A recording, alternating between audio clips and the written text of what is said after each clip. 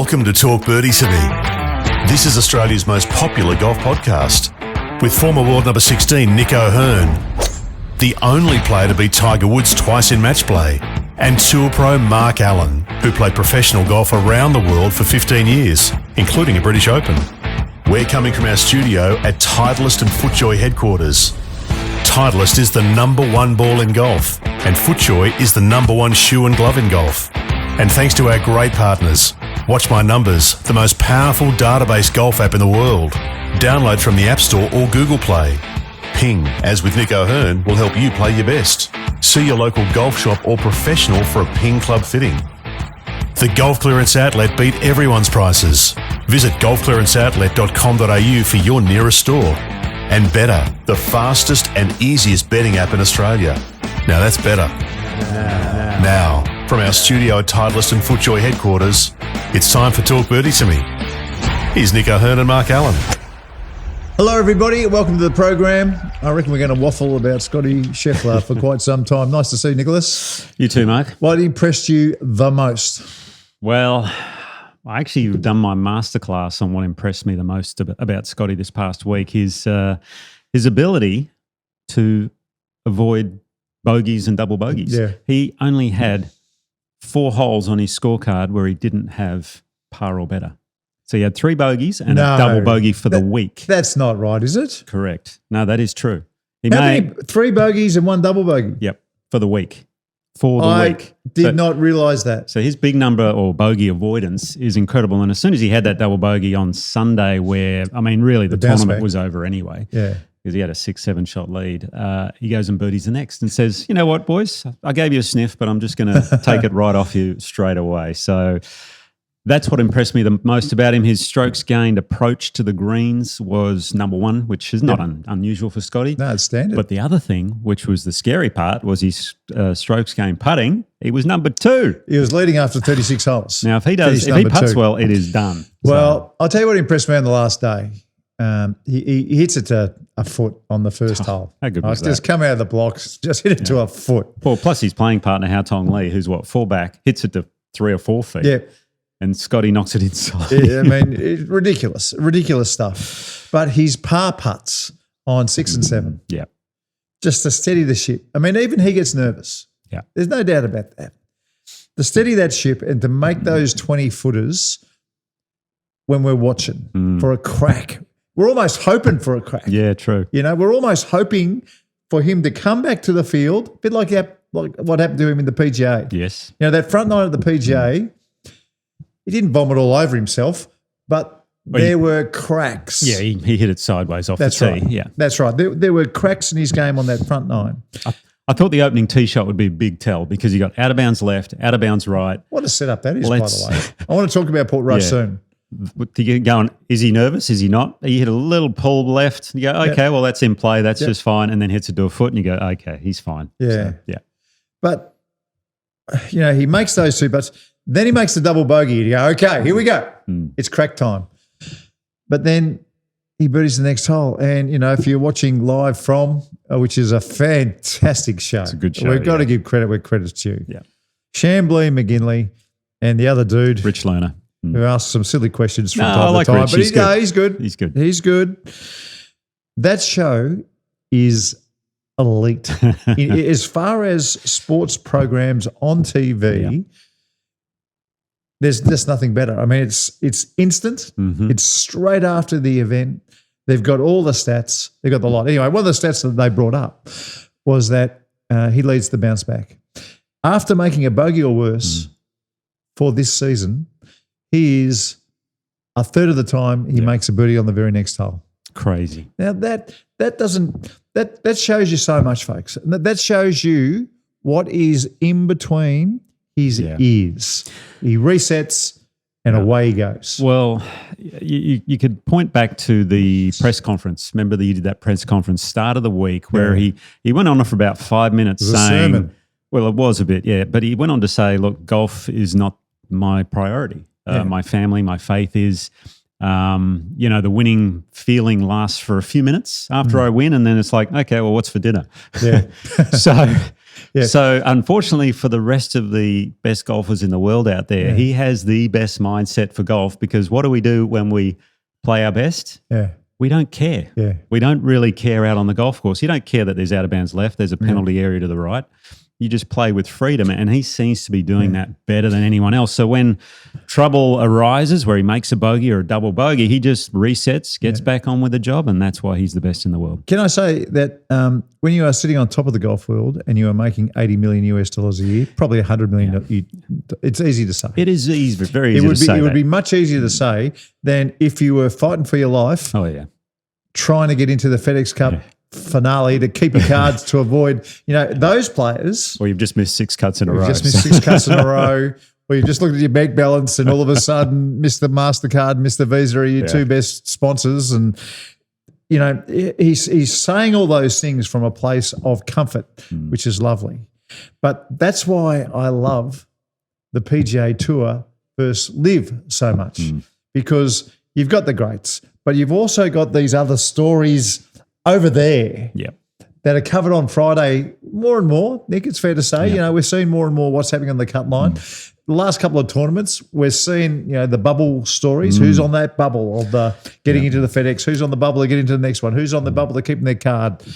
All that sort of stuff. And those blokes, believe me, I know, the most important thing to them is golf. Family, if you're lucky enough to have one, sometimes takes a back seat, because in order to keep them happy, you've got to make the next cut and play well. You've got to perform at your best. You've got to perform. Absolutely. I was actually surprised to see the cut go to 1 over, by the way. It was 2 over for most of the day. I'm thinking it may go to 3, but the weather was conducive to good scoring. And I think, and this is no slight against the American players, but because the weather was pretty benign the last 3 days, we had 1, 2, 3 were Americans. Scottie Scheffler's obviously the best, but then you have Harris English, unbelievable player, by the way. He's second runner-up in a major this year. He finished second at the PGA at Quail Hollow. Behind Scheffler again. I played with Harris, I'm thinking around 2012 or 13 at the Valero Texas Open, the first time I ever played with this kid in the 3rd round. He would have been a kid strapping too, right? Young fella. He had the ping hat on, so I thought, this is cool. I get to play with a fellow ping guy. And by the end of the round, I thought, I'm playing for second with this guy. Really? He was so good. He was that impressive. So good. His biggest weakness at that time was his distance control with his wedges. So he didn't quite control that well enough. So that if he figures that out, it is scary, because off the tee he's long, hits long irons, mid irons beautifully. He's one of the best putters in the game. He's still using an old ping putter he's had for he had it when I played with him, almost over 12 years ago. So, and one of the nicest guys you could imagine as well. So really good. But Chris Gotterup finished in 3rd. Is he a Ryder Cup Scottish Open winner the previous week? Is he a certainty? No. I would. If I was the captain, he's playing. Yeah, he's long, which helps Bethpage. You want those bombers out there. He's playing well. Yeah. That's a whole other discussion, the Ryder Cup. You win the Scottish, you come 3rd in the British Open, you knew. I'd throw him in as a wild card. Yeah. I'd put him. I'd jump him ahead of a few spots, particularly a few spots of people that maybe don't fit in the team, although their captain at the moment knows all about not fitting in a team and missing. Sure. Yeah, that's true. On the Ryder Cup. So maybe that won't enter his mind. Yeah. But going back to Scotty, it was interesting to listen to some of the post-round interviews from the other players, and even before the final round. That was good. As well, because I get the same sense and the same feeling when I was playing out on tour that we all got with Tiger. Yeah. It was inevitable that he was going to win, basically, most tournaments. Yeah. And they're not dispirited, but they're kind of getting the sense of, well, we kind of are playing for second out here because this guy is that good. Yeah. And I can't see anything changing in the near future. Well, it's funny you say that. I've just taken an honesty tablet, and I'm happy to tell you that after he won the Masters and that footwork got worse and the putting was questionable, I thought maybe he's going to be not a one-hit wonder, but I couldn't see him improving. I couldn't actually see it because I thought the swing would fall apart. Now, I watched that swing today and my thinking hasn't changed. How the hell he hits the ball straight consistently with that footwork, I don't understand. I do understand with the club face through impact. Now, that's That's where he becomes a superhero. That club face through impact stays squarer than anybody else's, Lee Trevino style. I mean, incredible. And you know what, Mark? That is the only thing that matters. That's the only thing that matters. Because his coach, Randy Smith, saw a long time ago, he saw the footwork and he said, I'm not going to touch this because it doesn't matter with Scottie. Now, if it was affecting his play, he would then obviously look at it. But all as they focus on is club face awareness. And in this game, that's all you need to worry about. Well, signed off on the swing. But the putting then. Yes. Now, remember when he had the putting? Now, I'm going to tell you a scary stat shortly. He went to Randy Smith, his coach, who's coached him his whole life, and said, is it time to go and get a putting coach? And they did. Now, I've forgotten the bloke's name. Phil Kenyon. Well done. One of the best in the world. One of the best putting coaches in the whole world. What a resume he's got now. He's got a lot of good players. I mean, he has got Scottie Scheffler from being worse than average on tour, in a hole on tour when you just looked at the stats, to elite. Yeah. Completely elite. Yeah. And confident, and moved him away from the blade putter. You know, he's now got a mallet putter. He moved him to the claw. I got a stat for you here. And one more thing. Yeah, go for it.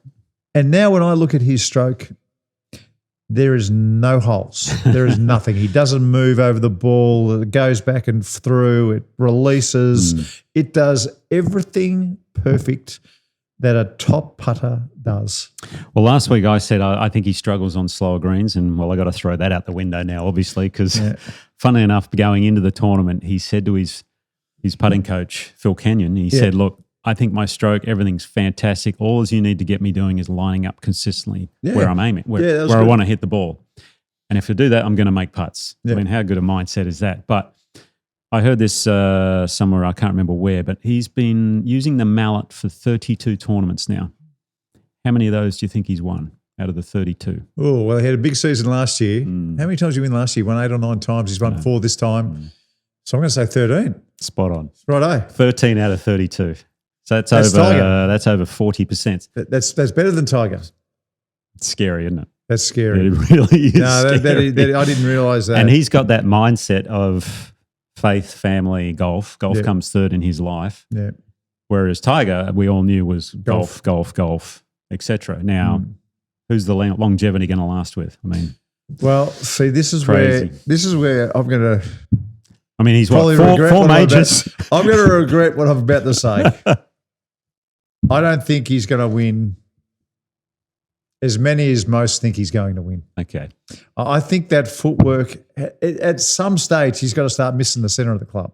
He's banging this desk. I'm banging the door, sorry. I'm sorry, folks. At some stage, he's going to start missing the centre of that golf club. At some stage, he will. Well, with that footwork. It's got to. Like, everything I know in golf tells me this. You can't. I look at Rory McIlroy's footwork, and then I look at his. Yeah.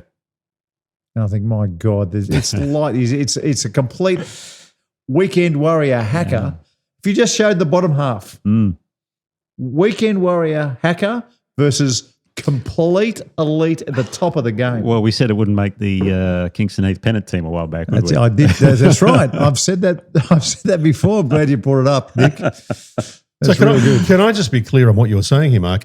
What are you saying? Scottie Scheffler is going to fall away and not be regarded as a great, or is that a little bit too strong? I don't think he'll win a dozen, is what I'm saying. A dozen majors is a big ask. Yeah, no, I don't. Well, people are talking about Tiger at the moment. Tiger won 15.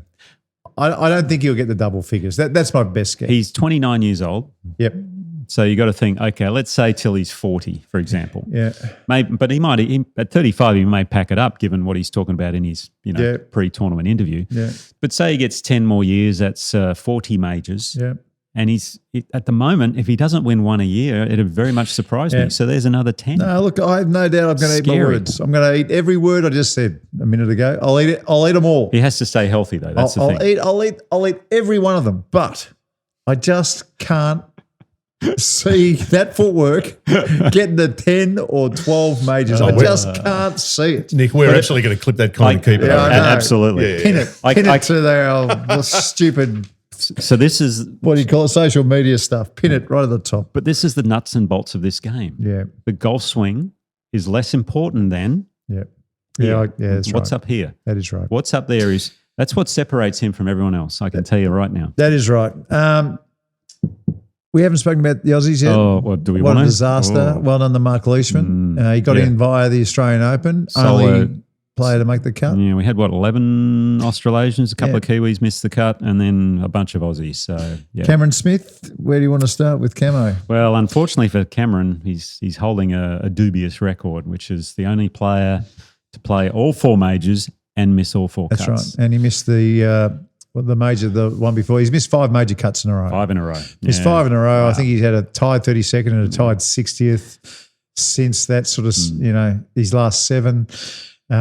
What do you think? Well, nobody, according to the stats, nobody drove the ball worse than Cameron at Portrush. Really? Nobody in the field drove it worse than. I saw a bit of the coverage, saw him, and I must admit, I don't think he hit a fairway whenever I watched him. Yeah. So I don't know whether it's mindset, but I mean, let's just say it. I mean, Live Golf hasn't been good for his golf. I think that's clear to everybody now. Now, Live Golf has, I think, helped Bryson somehow. Yeah. All right. Yeah. So there's. Well, it's brought him out of his shell. That's right. Matt Cleary wrote a really good article in Golf Australian magazine, saying there's all this talk around Cam and is his golf, is his golf poor because of that? And in his words, he said, look, he's playing shit golf, but sometimes golfers just play shit golf. That's right. So is it because of that? True. Is it because of this? Who knows? I mean, it's up to everyone. True. I'm sure Cam's pretty happy with what he's doing. As far as, the lifestyle he's got and what he's doing. Lifestyle he's chosen. Good luck to him. I also read that he's practicing harder than ever. Okay. Like he's gone crazy with now who knows? I mean, I'd rather hear this out of Cameron's mouth than reading reports about it. But, I wanted him to be a star of Australian golf. And it's just nosedived at the moment. Can he get out? Of course he can get out of it. Of course he can. He can turn it around if the stars align for him. Yeah. But he's got to start hitting fairways so he can use that magic wand putter of his. I mean, we know he's got the magic wand. Yeah. But he's got to get it somewhere on the green. You got to get it on the planet. You got to get the fairway first. So that's somehow got to turn around for him. Well, I think the other big live story of the week was Bryson. Wow. First round 78. Now, I thought he was gone. The wind, the weather was the worst on the first day. 4 under was leading after round 1. So that gives you an idea of how tough the course was playing. The next 3 days, people were shooting 6, 7 unders pretty consistently. Well, Scheffler shot the best round of the day, didn't he, round 2? Round was 2, a 64. 7 under. And Bryson shot a 6 under. So basically they were the 2 best scores on the day. So Bryson ended up coming all the way back from there to top 10, I think, tied for 10th. Mighty effort. Incredible. But the weather was conducive to that as we know. I would have loved to have seen 4 days like the first day weather-wise, with the wind really 20 to 30 mile an hour. Yeah. So. Can I make a prediction just on the live players? I want to make this prediction. I think, and get the clip of Jon Rahm ready to go, Dan.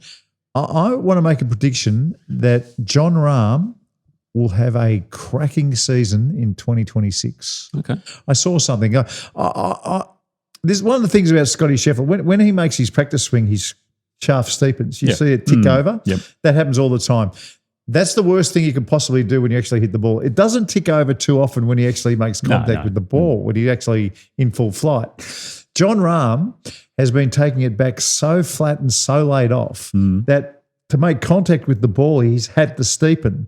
Now, watch this. I just noticed this. Watch his nice little rehearsal that he's doing at the moment. Okay. Here we go. So I just filmed this off the TV, so forgive me. So that's a bit of a Nick O'Hearn sort of waggle, it's a mini O'Hearn. It's a mini O'Hearn.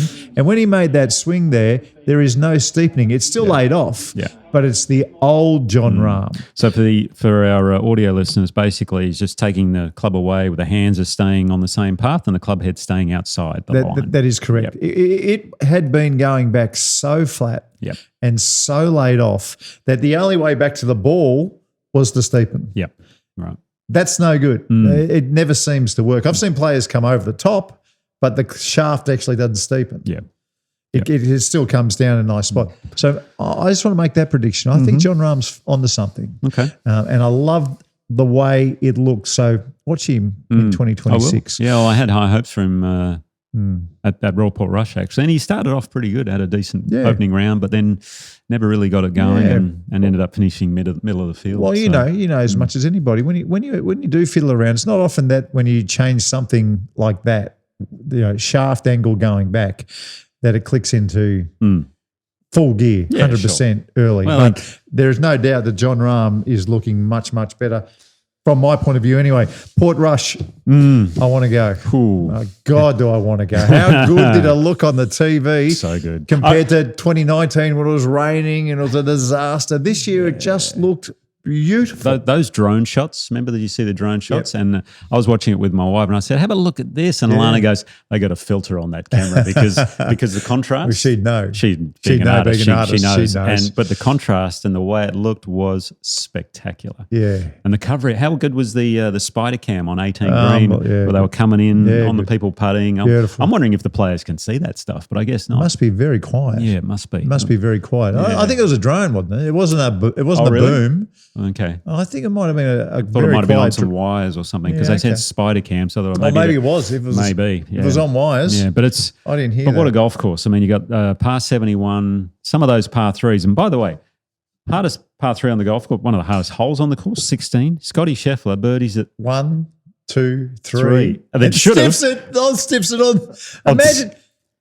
Imagine if he'd birdied that 4 days. Birdied Calamity. That's the name of it. Calamity, yeah. Birdied Calamity 3 days in a row. Well, I think they would have put a plaque on the tee for him. So he was 3 under. Anyway. He was 3 under that on that hole, and most people are going to be 2 or 3 over for the week. So he's picking up 5, 6 shots right there on the field on one hole. So if I'm Port Rush, I'd have a plaque on that tee because he only took 9 shots to play it for the week. Round 1, 2, 3, and 4. Wow. He played it in 9 shots. Yeah. And it wasn't like he got lucky on any of them. I think he held one long putt. There's the plaque. Oh. I expect to see. Now, have you ever, you've played on? Many times. I've never been there. Really? And my top 5 a little bit later. Ooh. The top 5, I'm going for a week. I just want to play 5 courses. I can tell you the top 5 to avoid. Can you? Ooh. Sure. Well, as in, they're not link-style courses where we used to play tournaments on. I don't mind that sort of a top 5 either. I don't mind that one bit. Fair call. Now, it's apology time. Oh, yeah. And I think we should all look down the barrel at our Wolfpack members and sincerely apologise for our Betr multi last week, where not one leg got up. We were looking good. One. We were looking good for one. For the Bryson, Tommy Fleetwood one. Bryson, Tommy Fleetwood, I thought we were home. Yeah, when Scheffler shot 3 under the first day, I thought, I can't see him finishing outside the top 10. Yeah. We were in it when Rory shot just, 70 the first round? Rory and Larry were close, and then Larry got that 2-shot penalty. By the way, did you see that? The 2-shot penalty. No. No? What happened? End of round 2. So he's... We've got it here. I'll play it now. Okay. Cool. Here we go. So he's making the backswing, flicks the grass. Yeah, they get a close-up. Here we go. So what do you reckon that moved? A millimetre? 2 millimetres? If anything, because they zoomed in on it, you can see the writing just shift a bit. So what's happened is his clubs hit a little twig, which was next to the ball. And now he said afterwards... He's caused it to move He has caused it to move. But the rule says it needs to be discernible to the naked eye. That's right. And he said he was looking down, and as he was taking the practice swing, he didn't see it move. Yeah. So they've obviously taken him into the truck him. afterwards, and he's gone, well, and then Scheffler was asked about it, and he said, well, we're all in an awkward situation here. And Larry basically said, look, give me a 2-shot penalty because I don't want people calling me a cheat or anything like that. So you always take the worst case scenario. That's right. If you're in doubt. So in my book, that situation, if the cameras weren't on him, he would have been fine. That's right. In my book, in that situation, the R&A should have a little talk to each other and say, okay, if he's looking down on that ball, how the hell is he going to see that move? Yeah. If he was at ball height like the camera is, well, it's a different story. Yeah. You can see it with the naked eye. But if you're actually looking down on a ball and it moves a millimetre down in the rough, well, good luck seeing that. Well, exactly. I mean, what if your playing partner, if you're looking swinging, because whenever I take my practice swings, I'm looking out in the distance, not looking at the ball, but I make sure I'm further away from the ball than probably what he was. The R&A is better off saying, after the fact. Now, listen, Shane Lowry's done the right thing here. He's done nothing wrong. But let's explain this rule. Yeah. And the rule is, unless you see it move with your eye, then the ball hasn't moved, unless you can see it. In this situation, in the old days, we would have given him a 2-shot penalty, but the way the rules are today, and then he's out. He's out the door and he's 2 shots back. So in a nutshell, Lowry would have beaten McIlroy, I think, for our multi, but that was the start of the downward trend, unfortunately. Well, that's not going to get you out of your apology. So I want you to look down the barrel, Nick, and you're apologise. apologising, not me. See, I always get the end of this for some reason. Now there is one winner out of our multi, even though the entire Wolfpack, except for one person and us, did not win. By the way, we're going to win about 3 in a row soon. So just stick with us, and then you will be laughing all the way to that beautiful new Titleist driver or Ping driver that you're about to buy. I reckon we have to. We do have one winner. So one of the Wolfpackers who entered in the multi, and we've drawn their name out earlier on. Nick, can you read this name out here?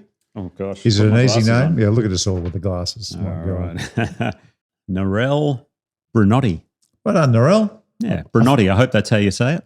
Well done, Narelle. She's Fantastic. On the way to the golf clearance outlet. Yeah, so I don't know. I'm not sure how to pronounce it, but and I don't know where Narelle lives or if there's a golf clearance outlet near where she lives. But if there isn't, she can spend $250 online at the golf clearance outlet. So either way, she's the only winner out of our doomed multi. By the way, golfclearanceoutlet.com.au, if you're not buying the beautiful FootJoy or Titleist player gloves, the $13 gloves are back in town, the Cabretta leather ones. Okay. So you're all set to go. Right. Hey, we've got to get to the turn. We've made our apologies. We've pissed off enough people in the first half. So my top 5's coming next. I'm going to Ireland, and these are the top 5 courses that I'll be playing. Okay. Nice. I like it.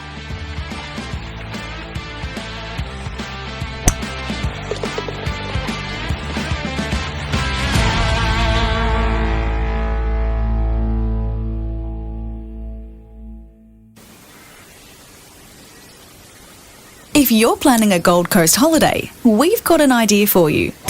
Just 23 minutes from Surfers Paradise, you'll find one of Australia's most stunning golf experiences. Links Golf and Wellbeing at Hope Island is a premium 18-hole course designed to challenge and entertain whatever your skill level. We can't guarantee that you'll hit the ball like Scottie Scheffler, but with lush fairways, pristine greens and a link-style layout, you'll have a great time trying.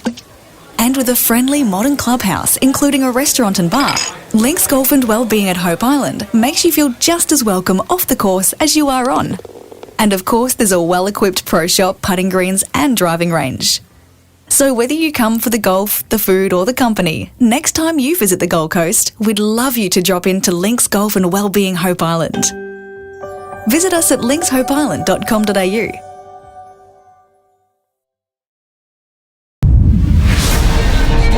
That's mind-blowing. I mean, it feels so solid. That's as consistent as it gets. Oh my gosh, it's good, man. I feel hot. I'm glad if they play a different driver, because I know this one's the best. It's the best feeling driver I've ever hit.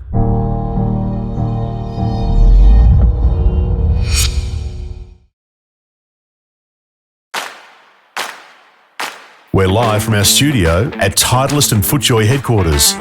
We all know the number one ball in golf is Titleist and the number one shoe and glove in golf is FootJoy. We're here thanks to the Golf Clearance Outlet. They beat everyone's prices. Ping will always help you play your best. Turn your bogeys into birdies with the Watch My Numbers app, and Betr, the fastest and easiest betting app in Australia. That's Betr. Now, back to Talk Birdie-Tome. Here's Nick and Mark. Okay, it's time for this week's Top 5. Top 5.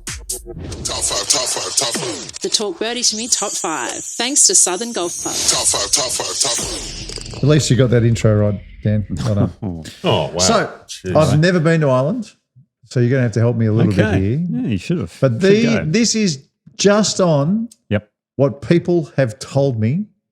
The courses that, I know so many people have been, I've got about 5 friends at Kingston Heath who have just got back from Ireland. They actually played Portrush. They played some of those I've never played there. I've never played County Down. They've never had tournaments there when I've been in Ireland. So. And the pitches and everything else there. So these are just, from what I've been told, I know nothing else. I've never been there. These are the 5 courses that I will play when I eventually get to Ireland.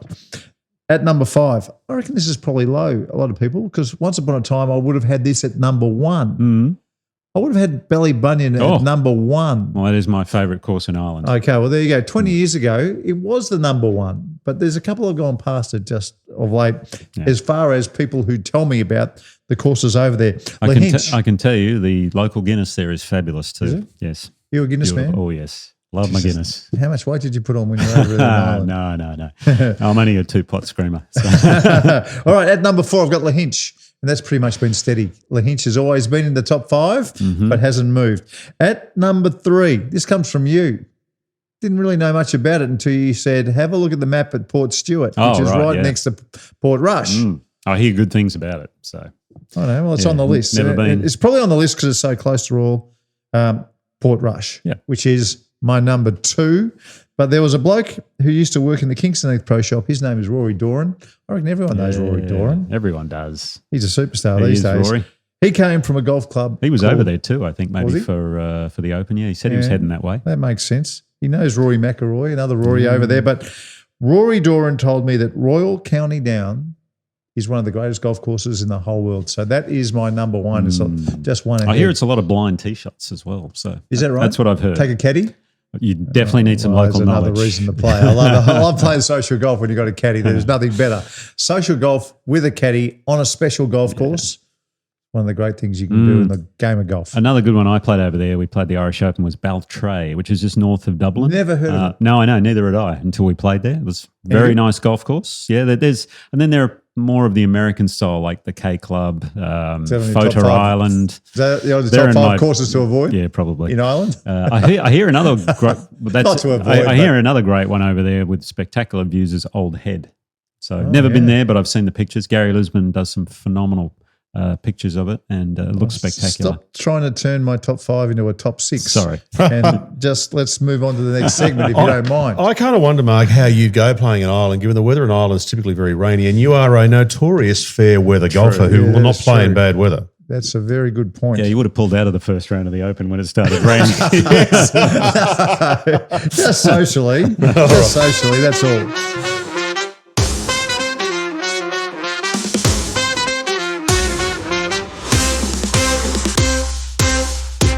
And it is the Ping Global results for Ping, who will help you play your best Nick O'Hearn. Hey, just before you go any further, would you like a pen from my new pencil holder? Do you like that? Very nice. Oh, is that what that is? Yeah. I was wondering. Yeah, I was trying to figure out what that was. Well, you can probably put your toothbrush in there. Put your water bottle you can put a water bottle in there. You can put all kinds of things in there. Titleist.com.au. Stacks of stuff on the website. Mate, this is the Ping Global results. Excuse me. Sorry, everybody at Ping. I shouldn't have done it then. It's all good. Edit that out. All right, Ping Globals. Nick, what do you got? The Open Championship, obviously, Scottie Scheffler wins his 4th major. I think he'll get to double figures at some point. How long it takes him, who knows. Harris English, another runner-up at a major. Well done to him. And Scottie got her up, was in 3rd. Of the Australasians, as we mentioned, unfortunately, the only player to make the cut was Mark Leishman, tied for 52nd. So what happened to Min Woo? Miscut. I'm not sure what his final scores were, but I think he was well out of it from the get-go. I think he might have shot 4 over the first round, and the cut was 1 over, so it was a big ask. Can I just give the RNA a bit of a bash across their head? Mm-hmm. Their app, which was very good during the week, has basically closed down as soon as the week of golf has finished. Okay. It is now a useless app. Wow. I had to do research in another place. Oh, there you go. What the hell are you doing? Interesting. But it was a dominant performance from Scottie Scheffler, as we saw. And there was one instance, actually, we were talking about earlier on the 17th hole on one of the rounds. I don't know if you saw this, but the Shepmates, I don't know if you know them. Funny. They have done this beautifully. And Dan, so I think you've got some footage on this one where there was a noise which people thought, hang on, what was that noise? And you could hear the commentators. I think it was Andrew, what's his name? Andrew Cotter. Yeah. And Ken Brown. Yeah. But it was very they funny. Were laughing through it, and I thought it was quite good. But the Shepmates, I think we're going to, our YouTube. Well, just now you have to listen out for the Royce Hart. That's all I'm going to say. Okay. This is not going to risk our podcast license, is it? I don't know. We'll be right. It was funny, though. All right. Let's have a look. Scheffler.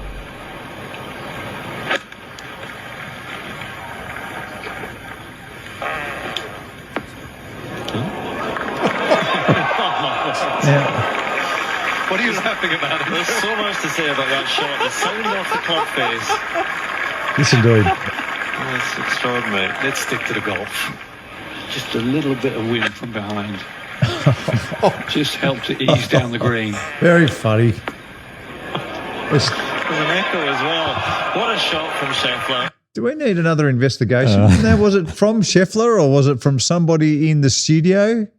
I have What a feeling. happened there? I don't know if it was Scheffler or some, because they have the microphones obviously pointing at the players, the caddies. So it was either one of those two, or it might have been someone in the studio. I don't know, but I'm pretty sure they're professionals. It also could have been like just a squeak of a shoe. Maybe. No, it wasn't a squeak of a shoe. Anyway, it was a fine downwind shot in any case. Yeah, So, very funny. yeah, well by the done. way. Well done. At the same time as the Open, they had a event going on in the US as one of those, what do they call them? Secondary events. Secondary events. The Barracuda Championships, which was a Stableford event in Truckee, California.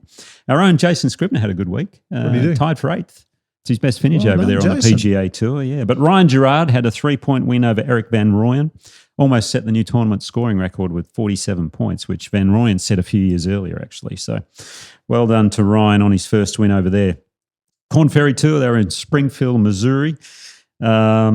Is that the home of the Simpsons, Springfield, Missouri, or is that Illinois? I think it's Springfield, but you Illinois, never know no. what state it's from. Yeah, Because you there's that go. famous scene where Marge says, "Oh, hi," and then she's waving to someone. It's, okay. it's- Oh, there you go. They never say where it is. You never knew. Highland Springs Country Club. I played this course. Interesting. Low scores always, 6 undercut this particular week. But Chandler Blanchette had a 3-shot win over there, so well done to him. Harry Hillier was best of the Australasians, tied for 47th. Hotel Planet Tour, they had the German Challenge where South African JC Ritchie had a dominant 8-shot win. Wow. Jeez, that's incredible. Sam Jones, the New Zealander, was best there, tied for 18th. On the LET Access Tour, they had the Islantia Open in Spain, where Mexico's Fernanda Lira cruised to a 6-shot win. You're getting good at these names. Steph Bunk, best of the Aussies, tied for 37th. And then we had some history over in the US where they had a qualifying school for the Challenger PGA Tour of Australasia in Georgia. Just for Americans, or was it for anybody who was over there? Because they were giving out 8 cards, and a New South Wales amateur by the name of Hamish Murray was one of those who got one of the 8 cards to play the Good tour on him. here. They were at a course called Kinderloo Forest in Valdosta. I've played there, strangely Any enough. good? Bombers course, Oh, designed okay. by Davis Love III. good So you on can imagine what Davis. that's like. Yeah. But get this out. It was now, if you are leading player, the medalist, you get into every tournament. So Australian Open, Australian PGA, you name it, right? 2 guys finished tied. So they go into a playoff, New Yorker Chris Malik and Patrick Healy. Now, before the playoff, Patrick Healy's having a putt around, testing out different putters, and he puts an extra putter in his bag, goes to the playoff. Yeah. Guess what? Gets to the first green. He's got 15 clubs in his Oh, bag. no. So 4-shot penalty? yeah, Or well, did they 2 catch shot. it early? Or what he happened? just went over and shook hands and said, "Mate, it's all yours." So Oh, no. congratulations to Chris Malik, who was the medalist, is going to play every tournament down here. But also a shout out to another guy, Dustin White, who's the head coach of Washington State University. I went and did a couple of sessions with the team over there. Yeah. He decided to play a bit of golf because his wife, Emma, is Australian, and they're going to come down and have a bit of a holiday. He thought, you know what, I might go and try the Q School. And he got one of the cards through. as well. So, So they're good going to luck see to a lot of Dustin. Australia, aren't they? Yeah, they're going to play a bit of golf as well. Yeah, so fantastic. anyway, Good on them. so that is this week's Ping Global results. Well done. We have some feedback. Lots of feedback on the top 100 discussion from last week and a few other bits and pieces. So you ready for that? You bet I am. far away. Okay. You bet I am.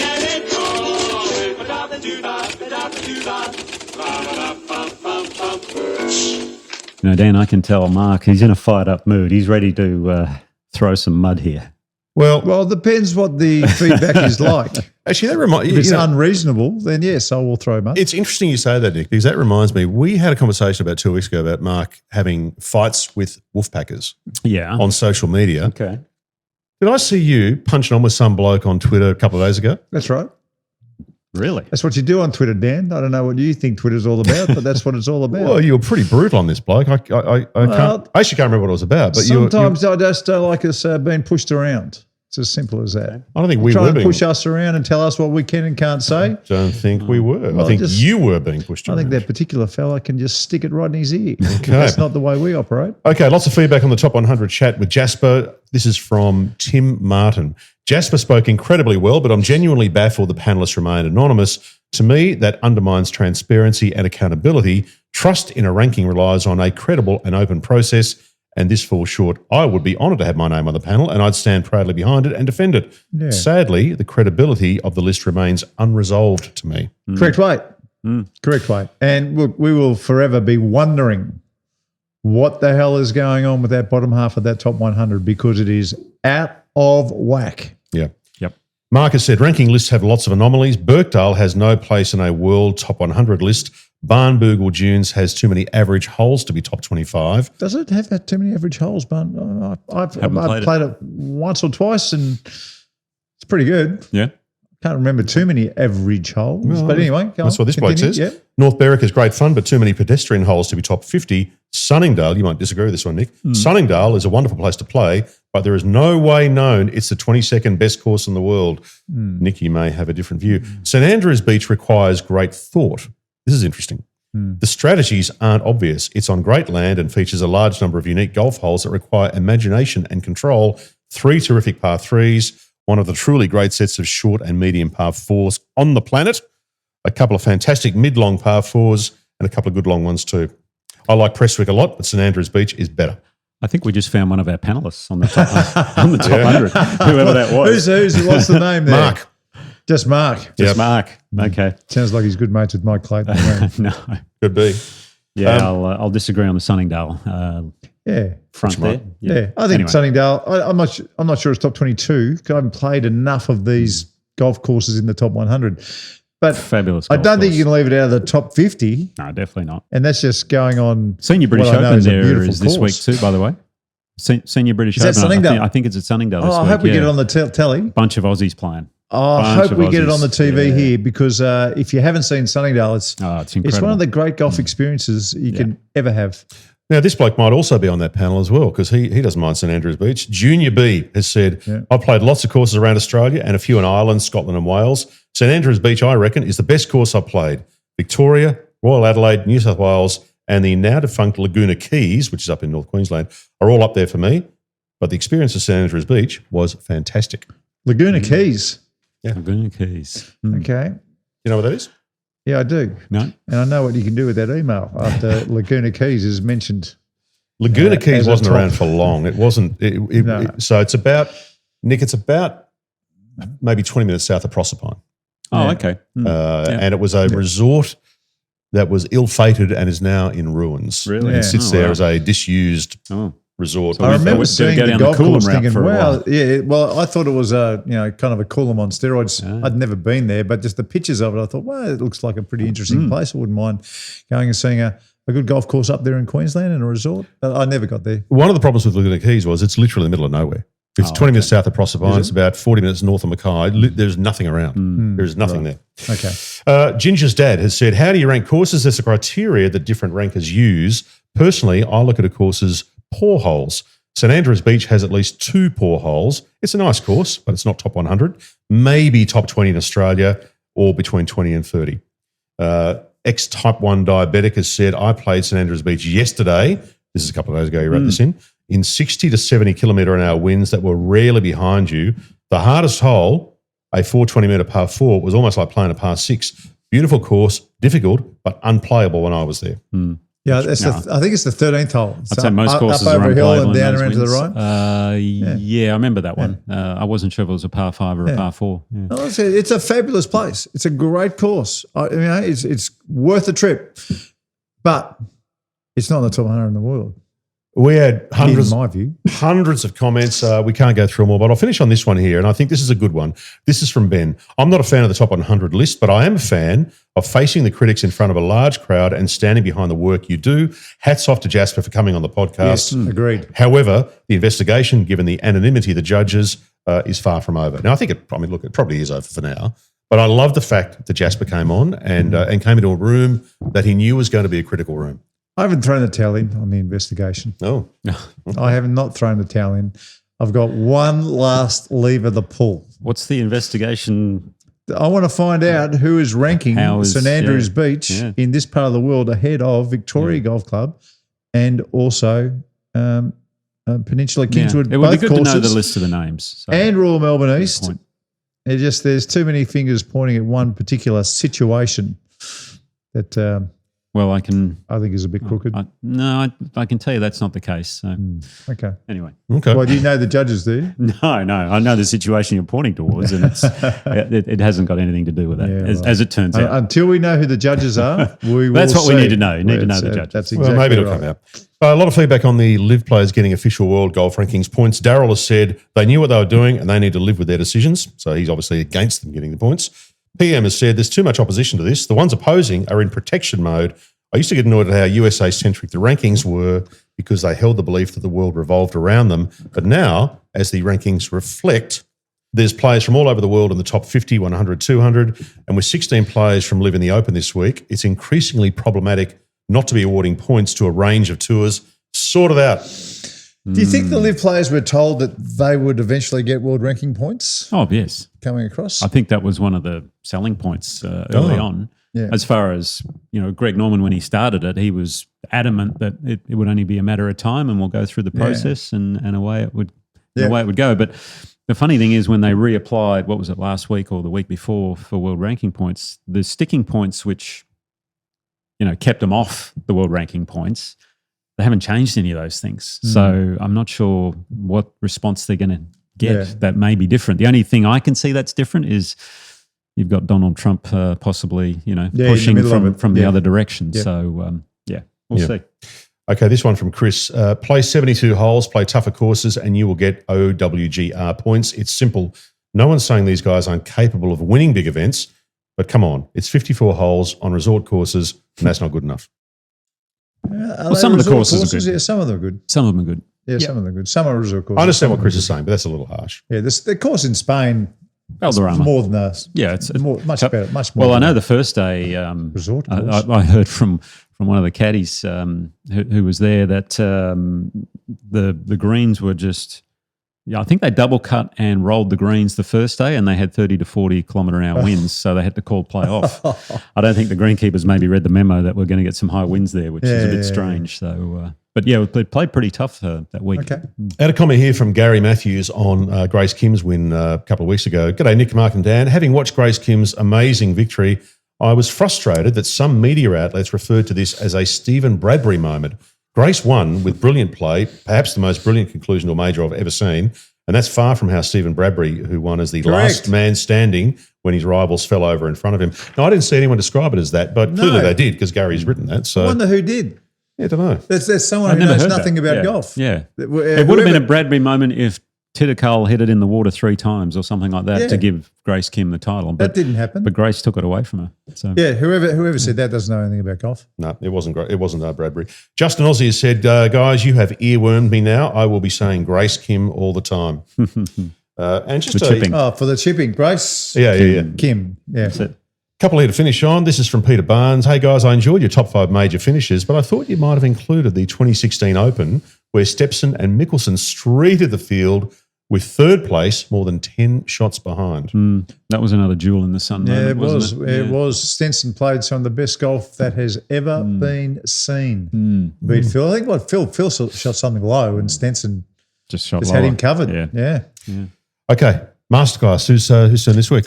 My turn this week. Okay, what's it on? What are you doing? It's all about Scottie Scheffler and strategy and how you can avoid the big numbers. Okay, well, Masterclass, thanks to Watch My Numbers. Download from Google Play or the App Store in 30 seconds.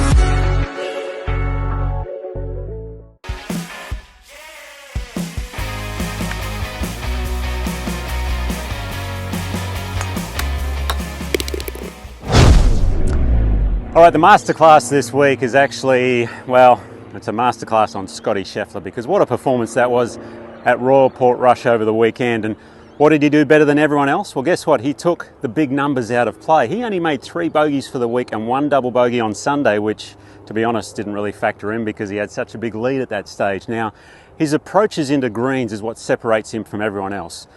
And the key thing about it is he stays away from trouble. For example, I've got this pin here which is really tucked hard on the left-hand side. If I go in this bunker here, I've short-sighted myself. I'm no good. If I go a little bit along, if I've taken on this pin and I've pulled it, again, I'm in that back bunker, no good. What you'll see him do is play to the middle of every green, and even if he does miss the green, he comes up short or he misses on the wrong side, he has plenty of green to get the ball up and down for par, so he's avoiding the big numbers. Now, what does that mean for the everyday golfer? Well, it means stay away from pins. Only aim at the ones which suit your eye perfectly, because look, the everyday golfer, it's going to be hard to take bogeys off your scorecard, but you want to take double bogeys off. Now, aiming for the middle or away from pins, that is the key to shooting lower scores. It's such a simple masterclass, but one that would solve so many issues for so many people who don't play all the time. Yeah, exactly. No, I quite a while back, I remember our buddy Rahm, right? Yes. Lee Trevino. We were having a chat one day, and he said, "How many pins do you fire up during a round of golf?" And I said, "Maybe 3 or 4." And he says, "What? Even today, I'm 3 or 4. Yeah, that's it." And I said, "Ray, your next round of golf, go out and just aim for the middle of every green." And I think he had 40 points. He said that was the most stress-free round of golf I've ever played. I think he shot on the par there not long ago too, Ray Mack, which is amazing. He gets way too many mentions on this podcast, by the way. He loves it too. When we talk about course strategy, I always tell this story. Yeah. And it's a story that made the news in 1987 when I was at Texas Tech. And that is, there was a fraternity, and one of the things you had to do to get into this fraternity at Southern Methodist University, which is where Bryson DeChambeau went, they had to go to a place called Dallas Athletic Club, which is kind of their Royal Melbourne at the time. Yes, that's back in 1987. And what these boys had to do was steal all the pins and the flag sticks from Dallas Athletic Club. So mission accomplished. They got all 18 flag sticks. Like stealing a team's mascot. That's or right. Something. Inexplicably, Dallas Athletic Club didn't have replacement flag sticks. Okay. So all the members were forced to do what? Shoot at the middle of the green. Guess what happened that day? What were the scores like? A record amount of members shot better than their handicap. So I always tell that story, and I'm a center of the green kind of guy. I hardly ever, even sometimes with a lob wedge, I'll quite often just aim just to give you a little bit of room for error.